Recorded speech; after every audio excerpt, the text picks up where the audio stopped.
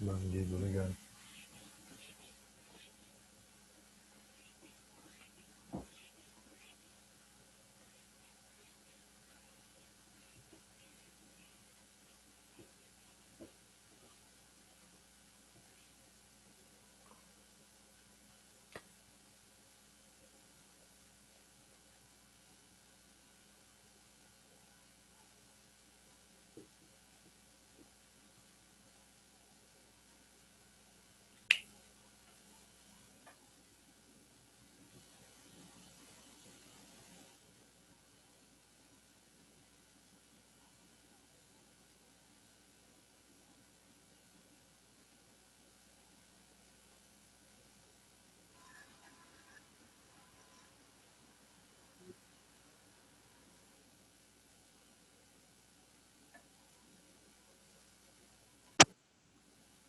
Professor,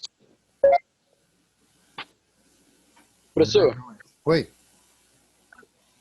deixa eu te fazer uma pergunta. A prova vai ser feita igual no mesmo modelo que foi feita de português, no horário da aula, porque a de português eu lembro que eu fiz durante a tarde. Ela estava liberada lá no portal lá, aí eu fiz durante a tarde. É, vai ser liberada no portal para vocês. Então aí nessa condição fica tudo bem. Porque aí, O horário que ela foi liberada lá, nós pode fazer. estando lá já pode fazer, né? Beleza. Então, no caso, amanhã nós não vamos ter aula normal igual hoje, então. Provavelmente não. Vai ser mais para prova Ah, mesmo. Então aí no E caso, na sexta-feira, eles vão liberar para vocês a fazer a prova. Vamos dizer, já libera a prova naquele horário. E aí depois vocês vão fazendo a prova. Vão e tendo na uma prova com ela. sexta-feira. Sexta-feira não tem aula.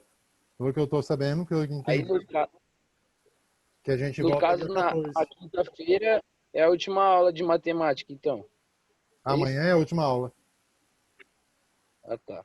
Amanhã vai Aí, ser a nossa última segunda-feira aula. já começa outra matéria. Segunda-feira já começa Ciências da Natureza, que é comigo também. É, é o senhor também Faço que os dá dois aula? módulos. Isso.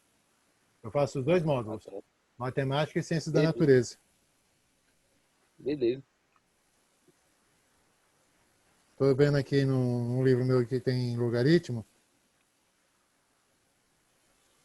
que a gente tem aqui umas situações de aplicações do logaritmo, segundo as definições que ele tem.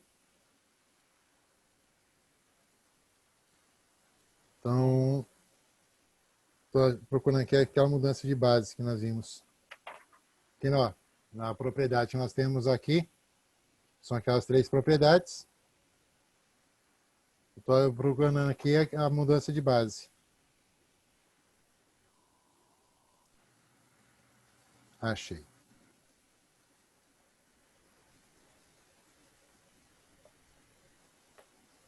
O logaritmo, a mudança de base é facinho. Já temos a equação, é facinho de trabalhar com ela. Fazendo um print aqui.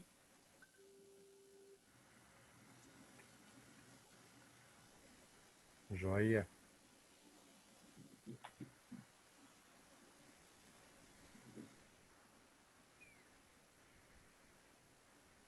É o que faltava para a gente trabalhar aqui. Aí depois nós vamos para a geometria, que dá para fazer uma boa, como fala, em situações de poucas demonstrações, dá para se trabalhar a definição correta do que é a geometria, como ela é aplicada. Já vou lançar para vocês em cima do plano cartesiano. E aí a gente já fecha a apostila. Porque é aquelas razões normais, seno, cosseno e tangente, que a gente trabalha. E no caso, esse seno, cosseno e tangente sendo trabalhados, dentro do plano cartesiano fica mais fácil de entender. Ou pelo menos eu acho assim, que é mais fácil. Que já entra nas definições do que ele é no plano cartesiano, como ele funciona no plano cartesiano, já nos dá a informação mais prática de como ela trabalha com as razões trigonométricas, que nós vamos ver esse pequeno pedacinho na ciência da natureza. Então, nós vamos ver lá como processamos o conhecimento de uma dessas razões trigonométricas dentro da ciência da natureza. Nós vimos as três propriedades. A propriedade do logaritmo da multiplicação de dois termos, logaritmo da divisão de dois termos, e o logaritmo da potência do logaritmando. Então, o logaritmo da potência de um número. O que acontece nessa situação toda é, cadê onde que está aqui? Que tem um exemplo mais objetivo daquela situação do logaritmo da potência.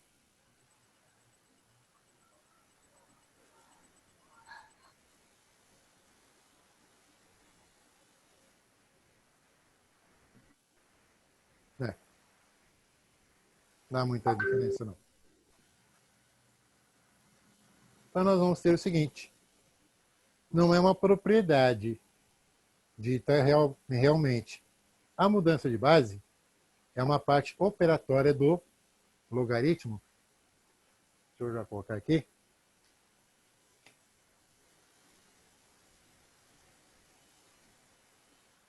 Alguns autores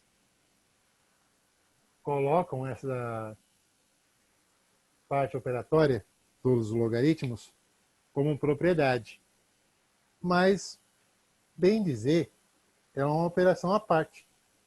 Ela finaliza, ela idealiza a situação de trabalho dos logaritmos, só que não é para ser considerada assim como uma última propriedade. A mudança de base do logaritmo. Aí você pode pensar assim, como é que eu vou pensar nessa mudança de base do logaritmo? A gente não vai pensar, você não vai ter que pensar nessa mudança. Essa mudança vai ser sugerida pelo sistema, pela equação, pela situação problema que está sendo aplicado. Vamos dizer o seguinte propósito. Você tem que calcular o logaritmo de 81 na base 27. Aí você fala, como é que eu vou calcular isso? Aí você fica naquela que vai quebrar a cabeça para resolver isso. Então, como é que funciona a ideia da mudança de base do logaritmo? Então, eu vou analisar na seguinte proposta. Seja bem-vindo, José Paulo. Vamos pensar aqui na seguinte proposta. Eu tenho um logaritmo na forma generalizada de A sobre B. Esse é o logaritmo que nós temos.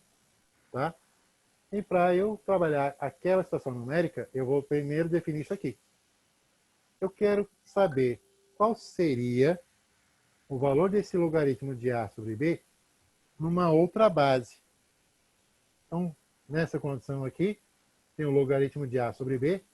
Qual o valor dele? Sendo a base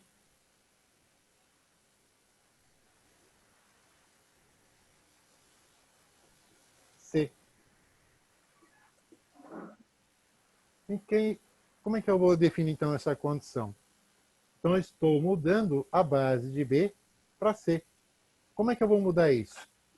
A mudança desse logaritmo de base é feita da seguinte forma. Eu pego o logaritmo na base C. De quem? Do elemento A. Vou colocar mais para cima para ficar mais visível e menos apertado. Aqui nós teremos o logaritmo do logaritmando A escrito na base C. Então você já mudou um, falta mudar o outro. Mas como é que eu vou fazer essa situação?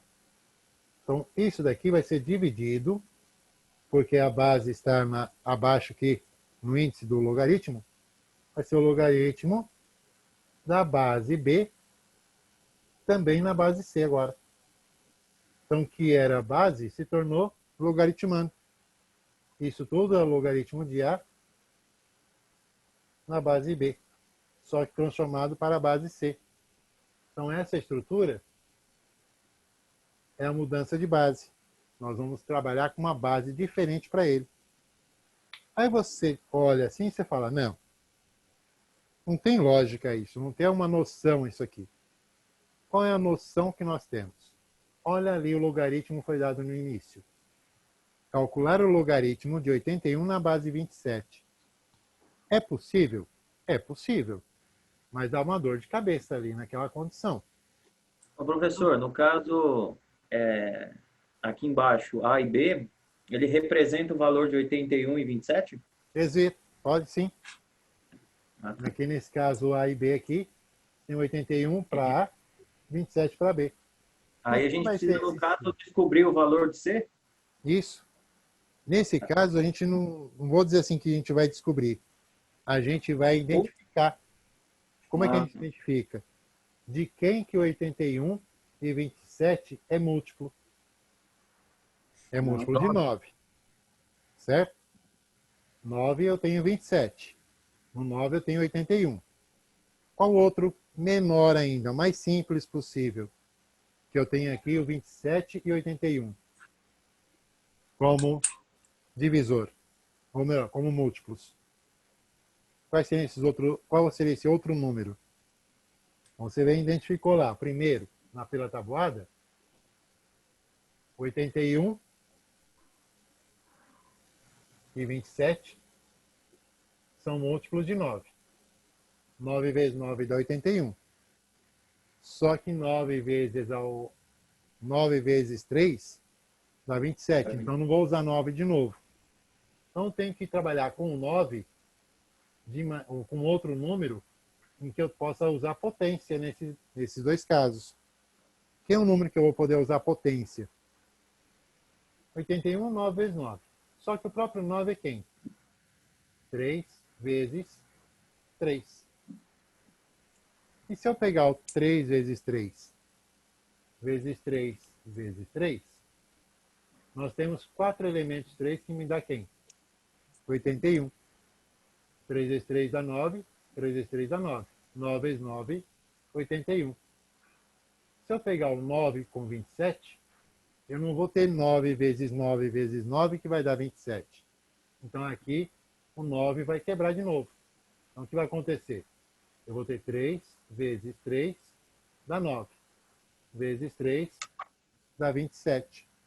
Então de quem que esses dois números eu posso trabalhar por uma base certa aqui, trabalhando C como essa base, e vai me identificar direitinho o número que, elevado a um certo expoente, me dá 81. Elevado a outro expoente, me dá 27. O único número base para isso é o 3. Porque 3 elevado a 3 dá 27. 3 vezes 3 são 9, vezes 3 são 27. E 3 elevado a 4 me dá 81. Então o 9 aqui cai fora da jogada. Aí você avalia. Então eu vou reduzir. Vamos fazer a mudança de base de 81 por 27, trabalhando para a base 3. Qual é a escrita? Então a escrita é essa aqui. Então vamos trabalhar com essa brincadeira. Como é que vai ficar isso? Então logaritmo de 81 na base 27 vai fazer uma mudança de base. Então vai ficar como? Em cima, logaritmo na base 3 de quem? De 81. Porque 81 é o logaritmando, que ele está aqui no alto.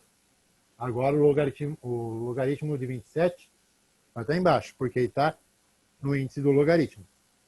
Então, logaritmo na base 3 no número 27. Pronto, você já fez a mudança de base. Ah, mas eu tenho que calcular esse resultado. Calcula. Separa eles, calcula. Como é que eu calculo, então, o logaritmo de 3, de 81 na base 3, e o logaritmo de 27 na base 3? Separando no rascunho, 81 na base 3, escolhe uma letra qualquer. A dica, não escolhe A e B nem C, que elas já são utilizadas aqui. Escolhe qualquer outra letra. Vamos ver lá W. Então, 3 elevado a W dá igual a 81. Nós já fizemos o cálculo lá em cima. Então, nós já temos a ideia de quem seja. 3 elevado a W é 81. 3 elevado a W vai ser igual a quem? O 3 elevado a 4 elevado a 4. Por quê? São 4 fatores de valor 3 que me dá 81. Então, nessa condição, tirando aqui as bases que são iguais, W é igual a 4. Quer dizer, então, que toda essa peça vale 4. Determinamos o primeiro. Vamos determinar o segundo. Logaritmo de 27 na base 3. Vamos colocar uma outra letra, K. 3 elevado a K tem que ser igual a 27. Também já fizemos isso na proposta de determinar a base que seria utilizada. Então, nós temos lá 3 elevado a K é igual a 27. 3 elevado a K é igual a base 3. Quantas ela apareceu? 1, 2, 3. Então, nós temos 3 elevado a K igual a 3 elevado a 3. Cortamos as bases que são iguais. K é igual a 3. Então, determinamos esse outro aqui, o segundo. Então, qual é o resultado que eu tenho para aquela pergunta inicial? Qual é o valor de logaritmo de 81 na base 27? Agora se dá a resposta com aquele logaritmo lá. Logaritmo de 81 na base 27. Que resultado que nós obtivemos? 4 terços. 4 terços. Finalizou. Então você utilizou a mudança de base e determinou qual é o resultado do logaritmo solicitado. Então você fala, bom, eu fiz um tremendo trabalho longo. Nesse caso, você foi até o final, calculou o logaritmo. Mas e se eu não quiser calcular o logaritmo? Se falar assim, coloque apenas a mudança de base. Você verifica os dois números, de preferência pelos números primos, voltando lá no comecinho do dia 31 ou do dia 1º, que eu não me lembro agora direitinho, voltando naqueles primeiros dias, lembra de um número primo. Quem são os números primos que nós conhecemos? Primos naturais. 2, 3, 5, 7. Então busca os primeiros números primos mais simples e trabalha com eles. No caso, 81 e 27, o número primo é 3. Se eu pegar 128 e 256, ou 128 e 256, é grande. Dá um valor mais sossegado. Aí você avalia assim, 128 é par, 256 também é par, por 2. Só monta a mudança de base. Não precisa. Não precisa calcular todo o restante. Não é necessário. Você só faz a mudança de base, menciona a mudança de base, pronto. Fechou a conta. Aí você avalia o seguinte. Se eu tiver que trabalhar com, no caso aqui, tem um logaritmo de 16 na base 32. Qual seria o número que você usaria? Logaritmo de 16 na base 32. Você vai montar ele mudando a base. Qual seria a base que você usaria aqui? Qual que você mencionaria aqui? Fazia menção aqui.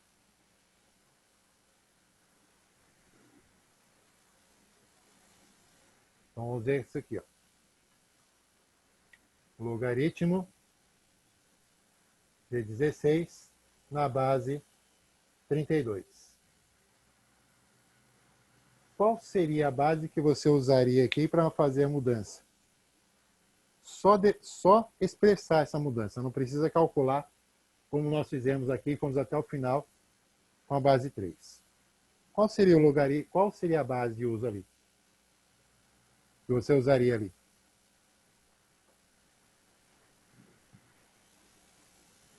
Vinícius, Marcelo, Ale. Acho que 2. Qual seria a base que você usaria aqui? A mais simples Quanto? possível. 2. 16 e 30 O dois, 42? E 32?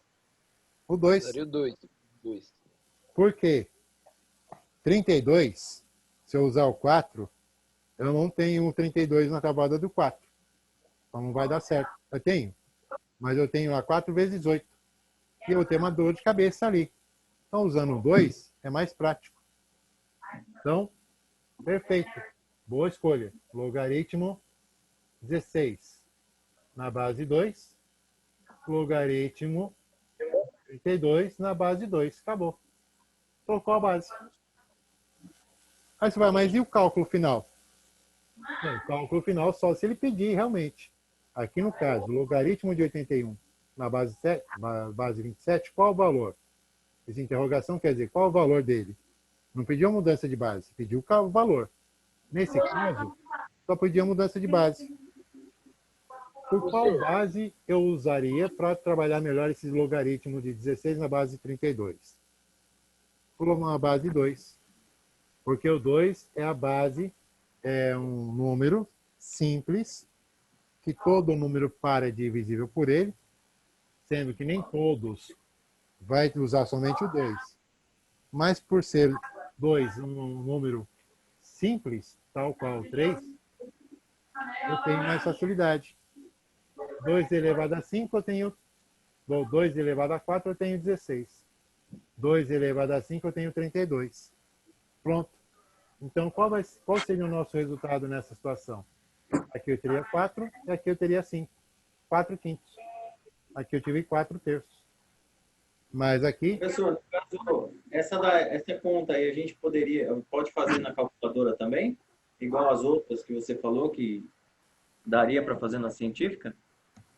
Essa do logaritmo de base diferente de base 10, eu não tenho certeza. Acredito que sim. Eu tenho que fazer uma pesquisa aí, porque há um tempo atrás eu conseguia fazer, dar uma orientação. Mas nesse momento, meio complicado. Aí você entra na seguinte proposta. Você mudaria isso para base 10. Logaritmo base 10. Não jogaria 2. Eu poderia trabalhar isso aqui para você usar a calculadora científica. Você pode fazer isso aqui, quer ver? Se você tiver calculadora científica, você pode fazer o teste. Vamos mudar a base daqui, não para uma base simples, para a base 10. Você tem lá logaritmo de 16 na base 10. Pelo logaritmo de 32, também na base 10. Aí é só você, na calculadora, fazer a seguinte proposta. Não sei, depende da calculadora científica. Essa minha aqui é uma antiga chamada Cássio FX82MS. Essa aqui. Então, aqui eu vou fazer como? Eu aperto o log, que já está na base 10, e digito o número. Log de 16. E aperto igual. Eu tenho o resultado do logaritmo de 16. Opa, aí. Aí tem o valor do logaritmo Você aperta o quê? de 16. Você falou, professor? No caso aqui, transformando para a base 10. Você falou que aperta o log e depois faz o quê? Coloca o número 16. Digita 16. Ah, tá. Você vai pegar aqui, ó, o log. Dá, Aí você dá 1.2. digita 16 e dá igual. Você tem 1.2. Aí você faz log de 32. Igual. Dá 1.5. Então você tem 1.2 por 1.5.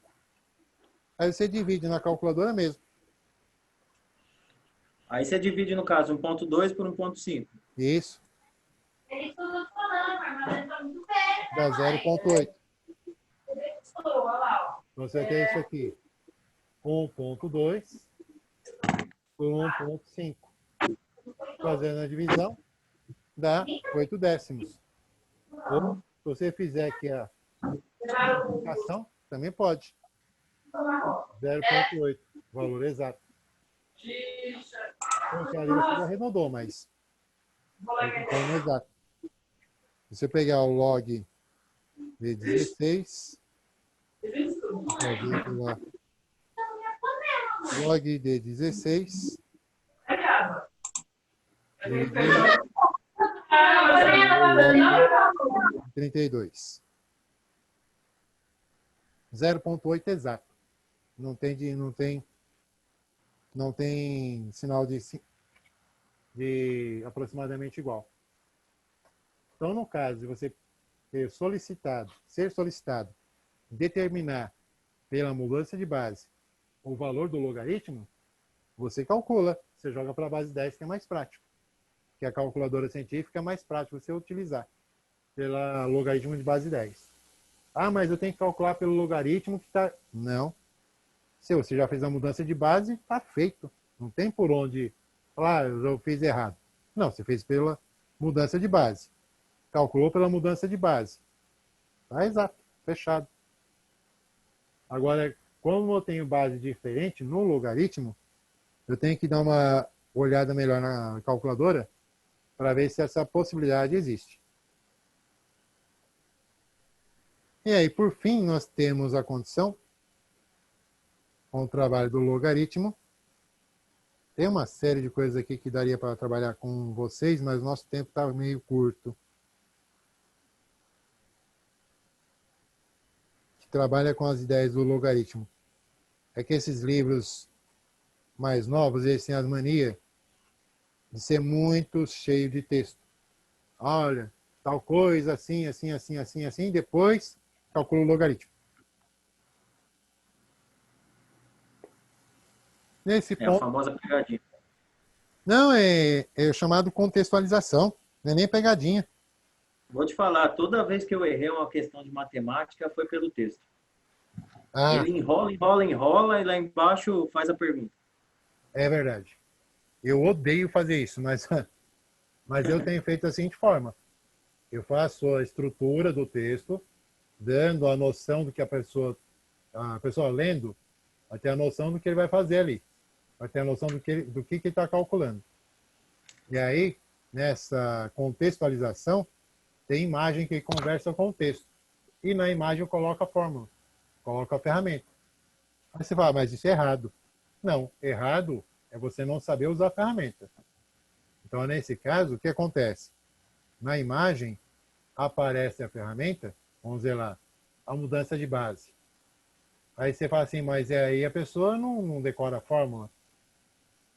A questão não é decorar. Tá certo que o pessoal fala muito errado a questão de decorar, mas o importante não é decorar, é entender. Por que que muita gente, até hoje, nos dias de hoje, briga com o negócio de tabuada? Odeia tabuada. Tabuada é uma tábua. Igual isso aqui. É uma tábua. O que que acontece? Na tábua está cheio de resultados. Agora, como obteve aquele resultado? Qual foi o caminho que chegou naquele resultado? Aí o caminho é outra situação. Agora, você pegar e entender a tabuada, aí você já faz ela de 2 ou 3 formas diferentes. No que a gente viu no livro, já foi bem claro essa posição. Você olha a questão, você fala, bom, eu tenho a questão da tabuada, para mim já é diferente, eu posso fazer aquela... Aí eu usei aquela forma do quadrado, que eu tenho lá de 1 a 10 em cima, na horizontal, e de 1 a 10 na vertical. E fui calculando ali os valores, eu fui colocando ali os valores. Uma vez qualquer coisa, é a própria coisa. O dobro da coisa é o valor da coisa dobrado. O triplo da coisa é o valor da coisa triplicado. E assim foi fazendo. Quando você chega, que nem aquela tabuada que está lá longe agora, deixa eu puxar ela aqui. Quando você utilizou... Misericórdia, já está longe. Aqui... Será que a bichinha está longe mesmo? Tá bem no começo. Nossa. E só faltam 10 minutos para acabar essa aula. Bom, deixa quieto. Aquela tábua que a gente já viu, aquela tabuletinha lá que a gente Você viu. acabou de passar. Ah, meu pai do céu. Acelerei demais. Até aquela tabuleta que nós vimos lá com aquela condição da multiplicação. Então aquilo mostra que você pode fazer a tabuada do jeito que você quiser. Não tem aquela história, eu tenho que montar a tabuada do jeitinho que montou. Aquela linha por linha, número por número ali. Ah, aqui. Você entendendo que tabuada é uma tábua de resultados da multiplicação, você faz ela pela soma. 3 mais 3 são 6. Quantos 3 eu contei? 2. Se eu pegar 3 mais 3 mais 3, 3 mais 3, 6 mais 3, 9. Contei 3. Você entendendo que a tabuada é isso, que é um resumo, é uma forma resumida de escrever a multiplicação, você já está feito. Não precisa quebrar a cabeça. Agora nós vamos entrar aqui em geometria. Nós vamos ter aqui uma prévia mais segura do que nós vamos trabalhar. Geometria é a parte na matemática que trabalha com formas específicas, ângulos, planos cartesianos, essas coisas. O que acontece? Nós temos aqui, aqui ele fala outras coisas. Então nós vamos trabalhar aqui ângulo. Ok. Referencial ortogonal, que nos mostra aqui que é um plano cartesiano. Aí você avalia o seguinte, o que é ângulo realmente? O ângulo, você pega isso aqui, duas retas, fechadas, uma sobre a outra. Igual aquelas arestas que nós vimos, aquelas figuras de volume. Quando uma se afasta da outra, mas mantém o ponto de contato, isso quer dizer que eu estou tendo angulação entre essas duas retas. Então, uma está abrindo, fazendo uma abertura com a outra. Isso é ângulo.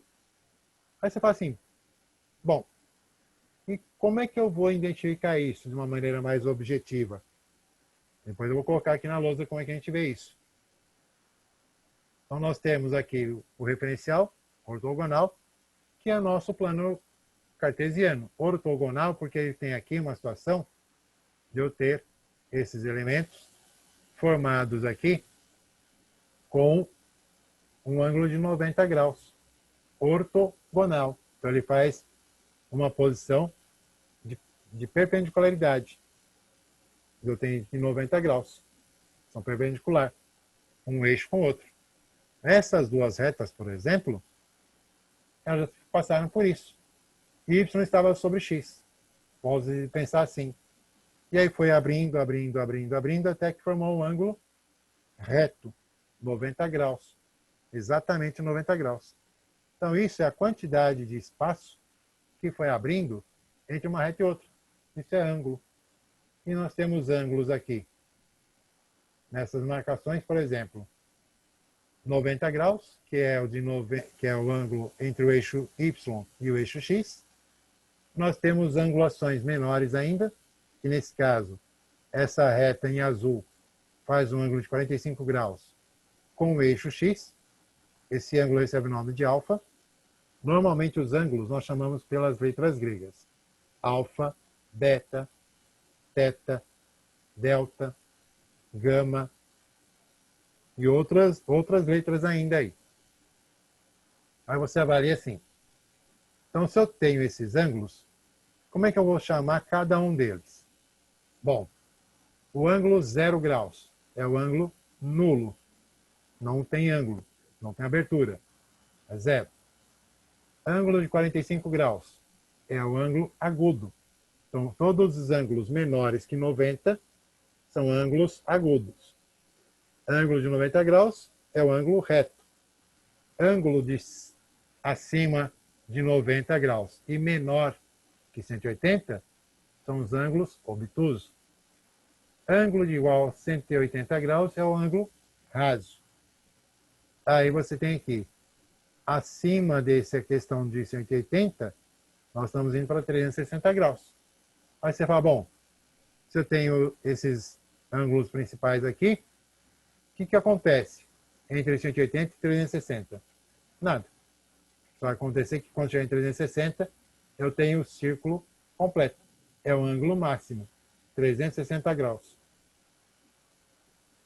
Aí nós temos as aplicações dos ângulos, as classificações deles, dependendo do seu tamanho. Nós temos o ângulo nulo, é 0 graus, agudo, menor que 90, reto é o ângulo de 90 graus, obtuso, entre 90 e 180. Sendo 180, nós temos o ângulo raso.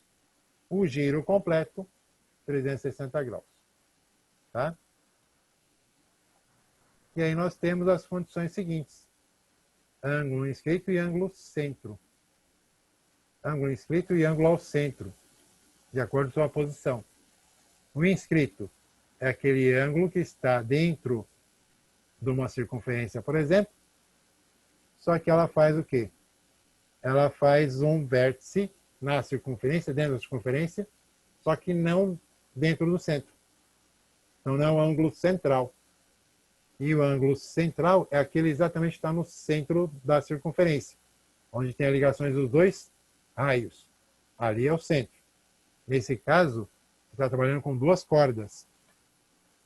É como se você fizesse duas linhas dentro de uma bola, dentro de uma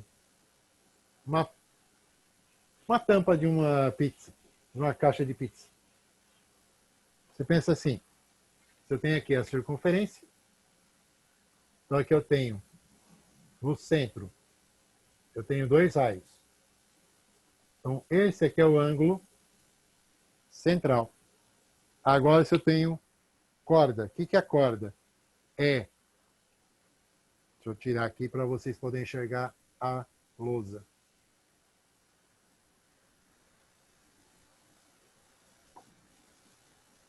Só tem um pouquinho mais de 2 minutos. Então, no caso, que uma corda é uma reta que liga uma borda à outra, que liga uma periferia à outra, mas sem interferir muito. Então, você tem isso aqui. Esse ângulo é inscrito, o ângulo beta. Então, essa é a diferença entre o ângulo centro e o ângulo inscrito. Então, tem essas duas condições aqui. Aí você fala, bom, o que é onde está o vértice? É o ponto de encontro entre essas duas retas. É encaixe dessas duas retas. Nessas condições, as duas formações do ângulo, nós temos aí também a projeção dele num eixo ortogonal, como nós vimos lá, x e y. Então, essa abertura eu posso ter angulações diferentes. Então, o que ocorre? Todos esses ângulos menores aqui que 90 são agudos. Ângulo maior que 90 e menor que 180, obtuso. Então, se tem 120, 130, 150, são obtusos. E ângulos 30, 45 e 60 são agudos. O que tem a ver tudo isso? Tem a ver que entra agora aquelas razões trigonométricas. Seno, cosseno, tangente.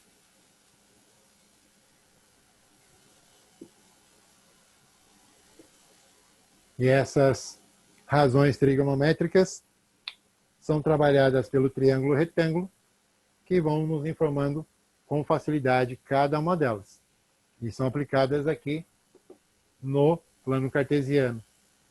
Então, seno, cosseno e tangente, nós vamos ver já, assim que já está terminando a aula, essa aula já está terminando o tempo, a gente reabre a aula, já entra e já fecha com essa parte aqui, com essas situações.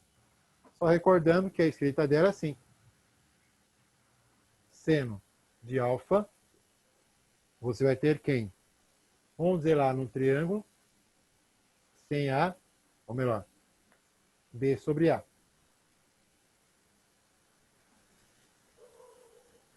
Então, vou ter dois valores reais aqui. Um dividido pelo outro. Cosseno